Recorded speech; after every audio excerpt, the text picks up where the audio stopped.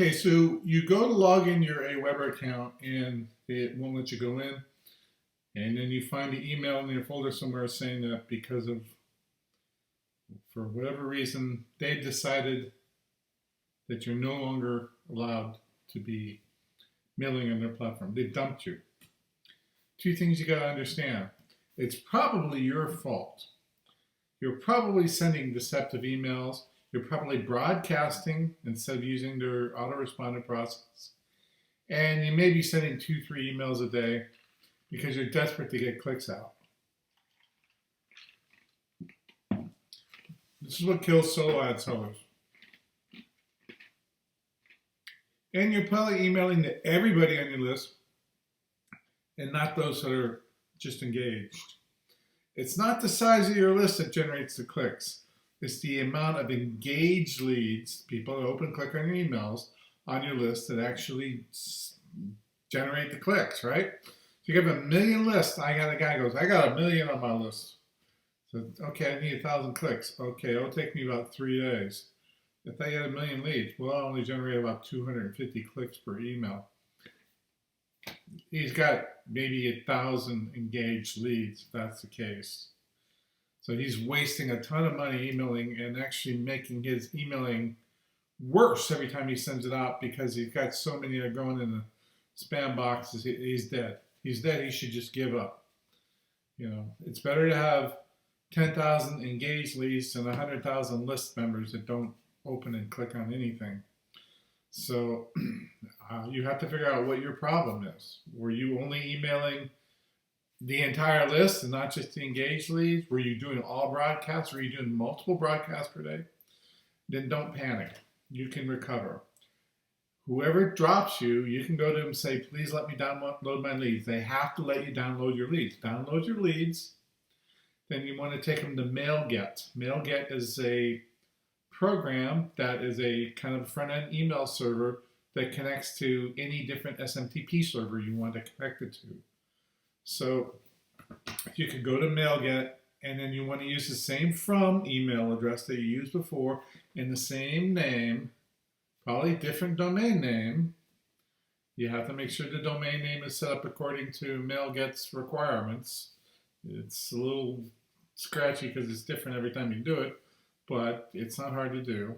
You can upload your leads, and one nice thing about MailGet is they'll actually clean the leads and make sure there's no bounces and stuff like that could create problems for you.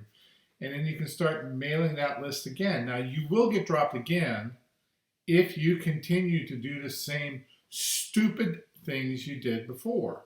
If you send deceptive emails just to generate clicks because you sold solo ads, you can't broadcast. Set up a long email sequence, make them different, unique emails that are aggressive but not deceptive, and just let the sequence do your emailing. Upload 1,000 leads a day, for example. But if you freaking go out there and upload 20,000 leads and then send out get rich quick email, you're going to get dumped by the SMTP server.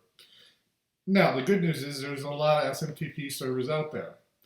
I use SendGrid very effectively. I know a lot of people get dumped by SendGrid. I don't, but I use email sequences.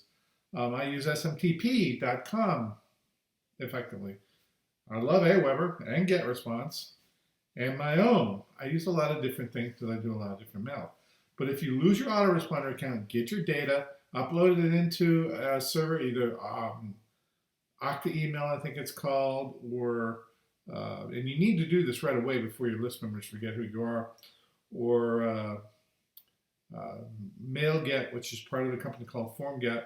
Connect it up to whatever SMTP servers they'll let you connect it to, and they'll let you connect it to a bunch, and then send out a few very constructive emails.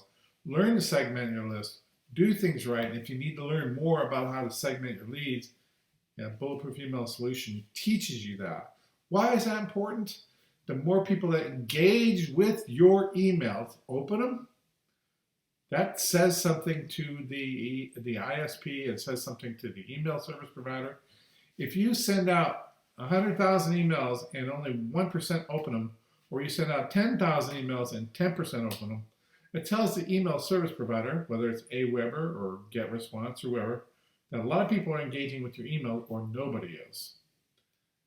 And they don't want to be wasting and wearing out their IPs if nobody's engaging in your email. They'll also keep track of how many go into the spam boxes because of the spam content that you're spamming. So the trick is to do it right. So you can recover. It might take a few weeks, but you might want to think about what you're doing or trying to accomplish.